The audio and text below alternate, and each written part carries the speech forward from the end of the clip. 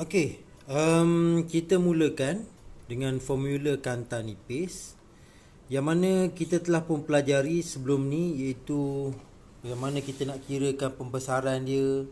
Pembesaran linear ni M sama dengan ketinggian image. Ketinggian image ni ini dibahagikan dengan ketinggian objek yang ni untuk kita dapatkan nilai M. Okey, itu satu formula. Satu lagi formula yang mana akan memberikan kamu macam mana cara nak kira pembesaran. Kamu boleh kira fokus. Okey, panjang fokus pula kamu boleh gunakan formula yang ini. 1 per F, ni F ni panjang fokus, sama dengan 1 per U. U tu adalah jarak objek.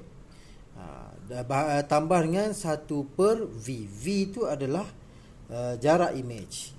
Jadi kamu boleh guna juga formula ni untuk menyelesaikan masalah apabila diberikan soalan, dia bagi kamu panjang fokus tapi dia lepas tu dia bagi kamu jarak image, tak bagi jarak objek. Jadi kamu boleh guna formula ni untuk mendapatkan panjang fokus tu. Okey, jadi kita tengok sini. Okey, kedudukan kanta kamera dekat dengan jarak menghasilkan image yang besar. Okey, kedudukan kanta kamera jauh dari objek menghasilkan image yang kecil. Ini biasalah kamu tengok kalau kamu pakai kamera kamera yang dulu punya lah, yang pakai kanta tu. Kalau kamu letak dengan objek tu, dia ikut kamu berada dekat ke berada jauh ke. Kalau kamu jauhkan daripada objek tu, baru kamu akan kamu jauh daripada objek tu, baru kamu akan nampak ruang yang lebih besar, betul tak? Ruang yang lebih besar. Dan ada yang kalau kamu dekatkan, jadi ruang tu jadi besar ke kecil? Jadi kecil. Jadi kedudukan kanta ni sebenarnya dia main peranan dalam pembentukan image. Jadi untuk menyiasat keadaan di atas ni, ada satu eksperimen dalam buku teks kamu yang mana dia tengok jarak image dipengaruhi oleh jarak objek yang berlainan. Dia buat inference. Inference dia, jarak image dipengaruhi oleh jarak objek yang berlainan. Okey, semakin bertambah jarak image, jarak objek, semakin berkurang jarak image. Ni dia punya hipotesis. Jadi bila mana kamu kena tahulah nak buat hipotesis ni, kamu boleh menggunakan perkataan semakin ni. Semakin bertambah jarak objek, semakin berkurang jarak image. Okey, tujuan dia mengkaji hubungan antara jarak objek iaitu U dengan jarak image V bagi satu kanta cembung. Menentukan panjang fokus kanta nipis dengan menggunakan formula kanta. Jadi yang kita manipulasikan dalam eksperimen ni adalah jarak objek. Maksudnya kita akan alih-alihkan objek tu nanti, dia punya jarak dia. Dan yang bergerak balas nanti kita akan dapat tengok adalah jarak image. Di manakah image tu akan terbentuk dengan keadaan yang terang lah, dan juga dimalarkan daripada panjang fokus. Okey, jadi saya minta sangat kamu tolong tengok eksperimen seperti ini. Eksperimen-eksperimen yang mana dia susunkan seperti ini. Okey, ini penting sebab apa? Kalau kamu nak biasanya ada dalam soalan-soalan eksperimen lah. Mana kanta ni ni objek, ni kanta ni dia tetap dia malarkan di kedudukan sini. Dan objek ni dia akan alih-alihkan. Alih-alihkan. Jadi kita akan kira lah di sini. Tengok kat pembaris sini. Jadi kat skrin putih ni kita akan dapat melihat objek image. Biasa image yang terang, yang maksudnya yang jelas, baru kita kira tu sebagai image lah. Kalau image kabur, kita tak kira lah dia punya ni. Sebab apa? Okey, bila mana kamu alih-alihkan ni objek ni, kamu akan dapati pembentukan image ni. Sama ada dia terbentuk ataupun dia tidak terbentuk. Okey, jadi eksperimen ni dia akan daripada sini kamu akan dapat tengok berapakah jarak objek antara objek ni ke kanta ni. Berapakah yang sesuai lah untuk pembentukan image. Okey, kita ada penyelesaian masalah yang melibatkan formula kanta nipis. Okey, panjang fokus iaitu F, kanta penumpu atau kanta cembung dia positif lah kan. Jadi jarak imej tu dia akan jadi nyata sebelah kanta yang bertentangan dengan objek. Tapi kalau dia negatif, kanta pencapah atau kanta cekung, imej dia akan jadi maya. Kalau biasanya kanta cekung ni imej dia maya lah Sebab apa?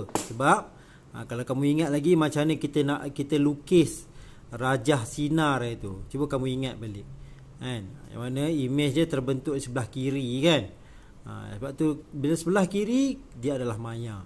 Okey, di sebelah kanta yang sama dengan objek. Okey, jadi ini adalah peraturan peraturan tanda semasa formula menggunakan formula kanta nipis. Jadi kalau panjang fokus ni, kalau macam kanta cembung ni, dia adalah positif kan. Kalau kanta pencapah ni, dia adalah negatif, dia punya panjang fokus dia. Okey, kita pergi pada salah satu soalan lah. Pergi soalan mudah untuk kita faham kalau ada soalan. Okey, sekeping kanta cembung nipis mempunyai panjang fokus 12.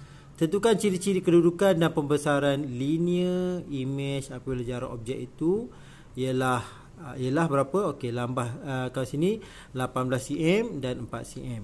Okey, kalau kita boleh menggunakan macam ni, okey, U dia punya jarak yang ni, yang mana kita tengok dia punya formula ni, okey, iaitu yang kita gunakan 1/F sama dengan 1 per apa dia? 1/U tambahkan dengan 1/V. Okey, yang mana 1/U ni adalah objek jarak objek. U ni jarak objek. V tu jarak imej. F tu adalah panjang fokus. Okey, kalau kita ni kita nak kira sini adalah dia punya apa dia? Pembesaran ciri-ciri kedudukan dan pembesaran linear imej apabila jarak objek ialah, okey, tengok ni. Okey, yang ni kita boleh, U kita dah ada dah, iaitu jarak objek dia 18, itulah U. Okey, F 12. Okey, jadi sekarang ni kita nak cari dia punya V lah kan. Okey, jadi apa kita buat, yang ni pindah sini, dia jadi 1/F tolak dengan 1/U. Jadi V dia tu kita akan dapatlah 36 cm. Selesaikan ni, kamu akan dapat 36 cm. Okey, daripada kamu dapat je V ni, kamu boleh mengira dia punya pembesaran linear menggunakan formula ni, M sama dengan V/U, iaitu jarak objek dibahagikan dengan jarak imej. Kamu akan dapatlah jarak imej dibahagikan dengan jarak objek. Jadi kamu akan dapat 36 bahagi dengan 18 iaitu 2. Okey, daripada 2 ni kamu tahu bahawa imej ni adalah nyata kan, songsang dan diperbesarkan. Okey, imej terletak 36 cm dari kanta. Imej ni dia terletak 36 cm dari kanta. Ya, yang ni jarak, kamu tahu dia punya jarak imej dia kan. Imej tu 36 cm daripada kanta dan berada di sebelah kanta yang bertentangan dengan objek. Jadi dia berada di sebelah kanta tu bertentangan dengan objek. Sini objek kan. Ini kanta, ni dia bertentangan, dia berada di bertentangan lah kan dengan objek. Imej dia berada di sini. Jarak antara ni kanta ke imej 36 cm. Lagi, dan kamu kira dia punya ni pembesaran ni, jadi kamu tahulah bahawa dia dibesarkan 2 kali ganda kan. Kita 2 kali ganda, lagi besarlah daripada objek ni. Okey, dia dibesarkan 2 kali ganda lagi kan. Jadi kita tahu daripada sini disebabkan, okey, kebiasaannya lah kalau cembung ni dia mesti akan, imej dia akan nyata. Sebab apa? Dia terbentuk sebelah sini. Kalau terbentuk sebelah sini, dia adalah nyata. Dan dia adalah songsang kan. Songsang. Dan diperbesarkan. 2 cm tu diperbesarkan lah. Dia maksud 2 kali dia dibesarkan. Bukan 2 cm lah. 2 kamu dapat nilai sini. Maksudnya dia objek ni dibesarkan sebanyak 2 kali. Okey. Bagaimana pula kalau 4? Sama sahaja sebagaimana saya terangkan tadi. Kan? Kamu just tukar sahaja U dia tu adalah 4 dan buat pengiraan. Daripada situ kamu tahulah dia punya berapakah nilai V dia. Okey. Sini yang penting untuk kamu tahu okey, disebabkan kalau negatif ni kamu tahu kat mana dia terbentuk. Okey, dia biasa sini. Okey. Ni kanta. Sini adalah dia punya objek. Contoh sini objek. Kalau macam ni punya gaya, kan, kita tahu bahawa image dia mungkin terbentuk di kawasan sini. Sebab apa dia negatif? Dia sebelah sini. Sebelah ke arah ke kiri tu. Okey, jadi dia sebelah ke kiri, maksudnya dia tu adalah maya. Dia adalah maya. Dan dia bila maya ni, dia akan tegak. Dan bila mana kamu kira pembesaran ni, linear ni, kamu dapat 1.5. Maksud dia pembesaran dia 1.5 kali ganda lagi. Kan? Sebab tu kamu boleh tahu perkataan diperbesar ni. Okey, kalau maya ni, kan, kalau maya ni kita tahulah bahawa dia berada di sebelah kiri. Okey, kita pergi kepada penyelesaian masalah yang kedua. Okey, satu objek setinggi 9 cm. Jadi kamu tahu objek dia 9 cm pada jarak 60 cm dari kanta cekung. Okey. Bila mana saya sebut saja cekung situ, kamu dah nak kena faham. Dia punya cekung ni, dia punya panjang fokus dia mestilah negatif. Daripada mana saya dapat? Daripada sini. Ni, peraturan ni. Peraturan tanda semasa menggunakan formula kanta nipis. Jadi kamu kena tengok ni, gunakan peraturan ini. Itu tujuan peraturan ni dia ajar dari awal ni. Untuk bila mana kamu nak jawab soalan, kamu nampak je dekat soalan ada perkataan kanta cekung. Okey, kanta cekung. Jadi terus kamu letakkan dia punya panjang fokus dia adalah negatif. Kan? Dengan panjang fokus negatif. Walaupun sini dia tak akan beritahu kamu negatif 30 cm, tak ada. Kan? Fizik ni kamu sendiri nak kena tahu dia punya law dia, undang-undang dia, kan? Law dia punya formula dia, kamu sendiri nak kena tahu. Kalau cekung dah tentu-tentulah panjang fokus dia mestilah negatif. Okey. Jadi nyatakan ciri-ciri image itu. Okey, ini panjang fokus. Gunakan formula ni juga, tapi kamu jangan lupa F dia ni mestilah negatif. Okey. Jadi sekarang ni yang kita nak tahu dia punya image lah. Macam mana dengan dia punya jarak image dia. Okey, jarak image. Jadi U ni pergi ke sini, kan? Jadi kamu akan dapatlah 1 tolak U, kan? 1 per V sama dengan 1 per F bahagi dengan 1 per U, tolak 1 per U. Jadi kamu masukkan nilai dia. Jangan lupa yang 30 ni adalah negatif. Kebanyakan student dia tahu ni memang F ni negatif, tapi bila dah masuk dalam formula dia tak letak negatif. Jadi jawapan kamu akan salah. Bila mana kamu dah selesaikan ini, maka kamu akan dapatlah ni, jarak image dia negatif. Jadi bila mana jarak image negatif, kita tahu. Okey, kita tahu ni kanta, anggapkan paksi kanta tu. Kita tahu dia punya image terbentuk sebelah sini. Image dia bukan terbentuk di sini, image dia terbentuk di sini. Okey, pembesaran linear. Sebab tu dia dapat negatif. Okey, pembesaran linear. Jarak image dibahagikan dengan jarak objek, kan? Jarak image jarak itu V, itu jarak image dibahagikan dengan jarak objek, maka kamu akan dapatlah berapa sini? 20 bahagikan 9. Okey, ini adalah dia punya ni lah, yang mana kamu boleh juga gunakan dia punya objek dia, kan? Dia punya tinggi objek ni tinggi image dibahagikan dengan tinggi objek. Okey, tinggi image bahagi dengan tinggi objek. Kan? Kemudian sama dengan berapa sini? 20 bahagikan dengan 60. Dia punya jarak objek ni lah. Kan? Jarak objek.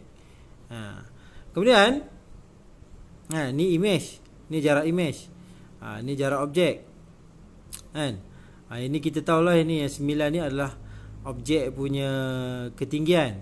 Ni ketinggian image. Jadi bila kamu kira ni, kamu dapatlah berapakah jumlah ketinggian image. Jadi kita tahu ketinggian image tu 3 cm. Kan? Kalau 3 cm maksudnya dia dikecilkan. Betul tak? Dia dikecilkan. Image adalah maya. Kita pun tahu sebab apa dia terbentuk sebelah sini. Tegak dan diperkecilkan. Sebab apa? Dia hanyalah 3 cm. Kan? Daripada asal 9 cm dia jadi 3 cm. Jadi dia dikecilkan. Image terletak 20 cm dari kanta dan berada di sebelah kanta yang sama dengan objek. Maksudnya dia berada dekat sini. Objek sini, image duduk sebelah dia. Kan? Sebelah kanta yang sama dengan objek. Ketinggian image adalah 3 cm. Okey, contoh yang ketiga. Rajah 6.37 menunjukkan seutas dawai lurus diletakkan di sepanjang paksi utama sekeping kata cembung nipis dengan panjang fokus. Okey, kata cembung kita tahu panjang fokusnya mesti positif. Okey, 12 cm. X dan Y masing-masing ialah 24 cm. X ni 24. Y itu adalah 18 cm dari kanta. Seekor cengkerik mengambil masa 6 saat untuk bergerak dari X ke Y. Ni ke sini 6 saat. Okey, 6 saat. Okey. Ni Y Y ni 18. Berapakah laju image cengkerik itu? Okey, penyelesaian dia U, kita tahu U tu dah 18. U ni, yang ni kan. U 24 dan F tu adalah panjang fokus. Jadi kita masukkan dalam formula ini untuk kita dapatkan dia punya jarak image. Ni jarak objek ni, ni jarak objek, ni jarak objek. Bila kamu masukkan ni, maka kamu akan dapat tahulah bahawa jarak objek dia adalah 36 cm. Kan? Bila mana mula-mula kamu masukkan nilai 1/12 ni, inilah dia punya 12 ni panjang fokus ni per 18 yang ni. Kan? U1 ni. Yang ni. U1. Kan? U1. Ini U2. Kan? Okey. Jadi U2 dia 24. Jadi kamu selesai dapatkan V yang ni, yang mula-mula yang ni. Kemudian kamu dapatkan nilai V yang ni pula. Jarak image yang ni pula. Kan? Lepas tu, macam mana nak kira formula laju kalau kamu masih ingat? Kalau kamu masih ingat lah. Kan? Iaitu hal laju akhir tolak hal laju awal bahagikan dengan masa. Kan? Jadi kita itu laju itu pecutan ya. Ini kalau kita nak kira laju jarak bahagikan dengan masa. Berapakah jarak antara sini ke sini? Kan? Berapakah jarak ini ke sini? Itu 36 ni, kat sini kita tahu sini adalah 36. Kan? Dia punya jarak jarak image dia. Sebab dia minta jarak image dia minta laju image. So kita kena carilah jarak image. Kan? Kena carilah jarak image dia yang kat sini berapa, sini berapa. Jarak image dia. Image dia terbentuk sebelah ni. Image terbentuk sebelah sini. Sekarang ni kita nak tahu okey ni V1 berapa, ni V2 berapa. Kan? Sekarang ni image ni yang bergerak, sebelah sini bergerak. Ini yang sini adalah objek. Kamu kena faham situ. Sini adalah objek. Sekarang ni kita nak kira laju image tu yang sini, terbentuk sini. Jadi kita tengok sini. Kita nak kira yang ni sebenarnya. Yang ni. V1 ni berapa, V2 ni berapa. Okey, jadi bila mana dia bergerak, jarak dia antara sini ke sini, jarak dia berapa, bahagikan dengan masa 6 saat. Jadi 36 iaitu yang ni. Kan? Kamu tolakkan dengan 24 yang ni. Kan? Image yang kedua tu. Kan? Bahagikan dengan masa, kamu dapatlah 2 cm per second.